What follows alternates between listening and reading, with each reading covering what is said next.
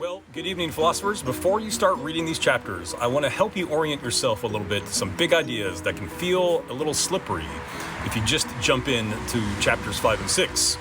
So this is going to be probably the most in-depth lecture so far, and these ideas you might struggle with some of these ideas, but that's okay. That's why we're here. So let's start with chapter 5. You've definitely heard already that process thinkers reject the idea of unchanging substances. But this chapter, Mesle is going to take this even further and show us how Alfred North Whitehead takes this even further. So this chapter explores how even the words we use, like nouns, subjects, make us think reality is made of fixed, unchanging entities. So even the words we use, the grammar that we use, can sometimes make us think that reality is made of fixed, unchanging entities.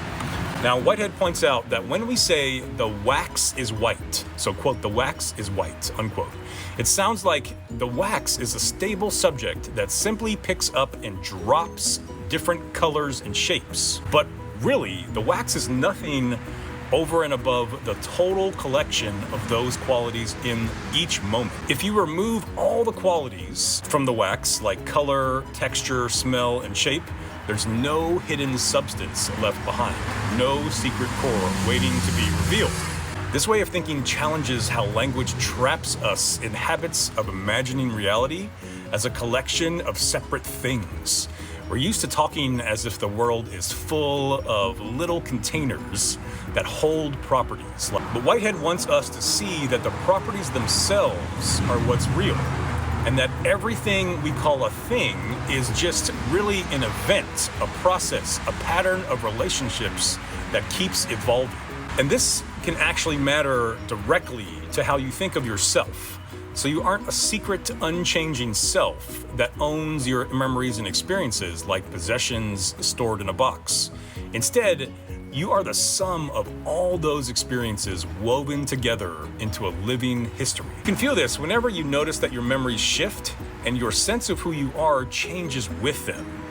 Even your most familiar habits and values are dynamic, are changing. So Whitehead helps us see that our very grammar can trick us into thinking we're static, unchanging, when we're actually emergent and always in motion. This is why he sometimes compares a person to a river. And we've talked about this. A river has a name and we call it by that name, but its water is never the same from moment to moment. And if you remember all the way back to Heraclitus uses this analogy, and Whitehead is definitely working with Heraclitus here. Now, chapter 6. So chapter 6 digs into one of the most important and confusing debates in the history of philosophy. How do we know anything about causation? So chapter 5 is about substance, and chapter 6 is going to cover causation. So let's first look at David Hume. Hume was an empiricist, if you can remember what that means from a couple chapters ago or from a couple weeks ago. Hume believed that all knowledge about the world comes from experience,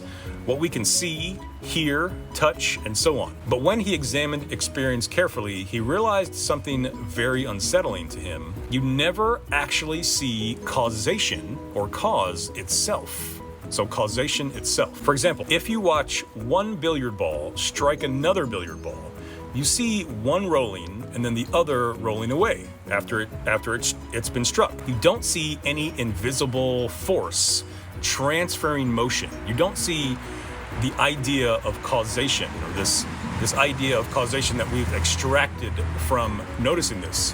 You just see one event followed by another event.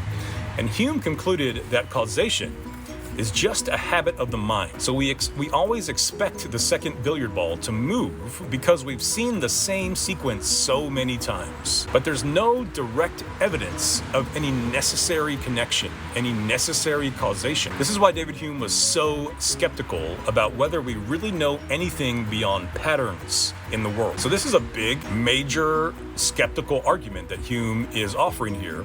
And then comes Immanuel Kant.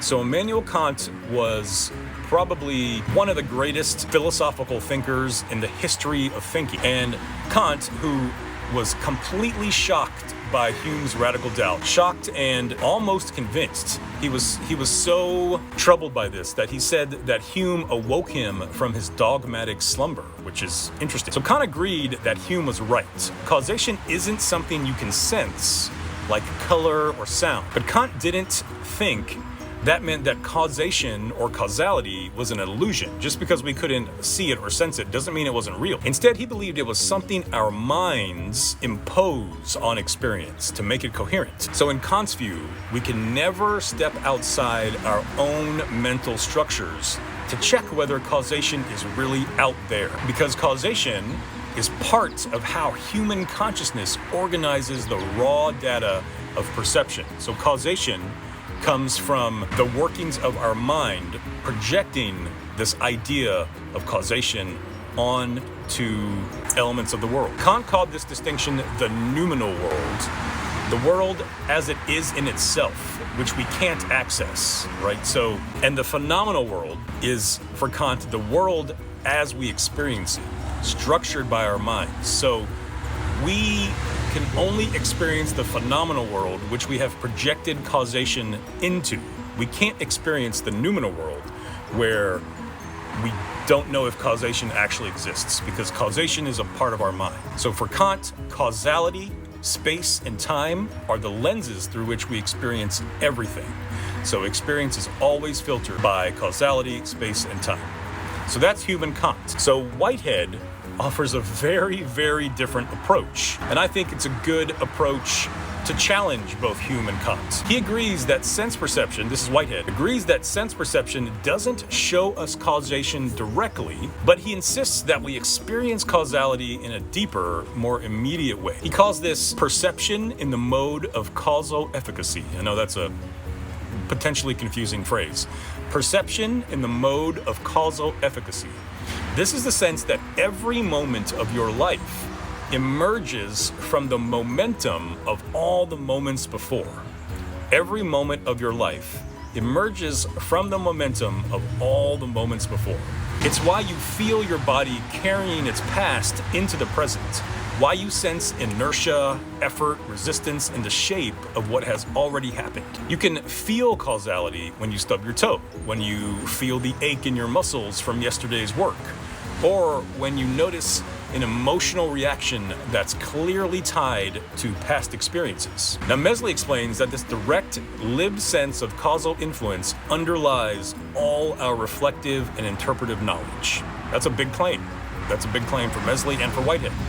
So while Hume thought causation was only a learned expectation, and Kant thought it was a mental filter, something we project upon experience, Whitehead says causality is something we live, whether or not we ever name it. So causality is just enmeshed in the process of life, whether or not we ever name it. So when you stumble in the dark or feel pain after an impact, you don't just infer a connection, you feel the force of it in your body. This perception isn't perfect, but it's the ground of everything else that we know. It's why process thinkers believe that reality isn't a collection of isolated things, but a web of events flowing into one another, shaping and being shaped at every single moment. So there you go. So chapter 5 gets a little more into substance metaphysics, substance ontology, and focuses some of our attention on the grammar, the nouns, the verbs that can sometimes trick us into think things are substantive, static entities, or according to Whitehead and Mesle, they are always emergent events, continuously flowing through time. And then in chapter 6, David Hume, Immanuel Kant, and Whitehead are going to take us on a journey of different ways of thinking about causality, causation, and you're really going to dive into how different Whitehead's idea of causation or perception in the mode of causal efficacy differs from a lot of the history of philosophy before it. So, very curious to know your thoughts on this. Can't wait to listen to all your posts. Everyone is doing fantastic. So sorry about all the background noise. I'm right by the road here, but I hope everyone has a wonderful week and keep having a great semester. Take care.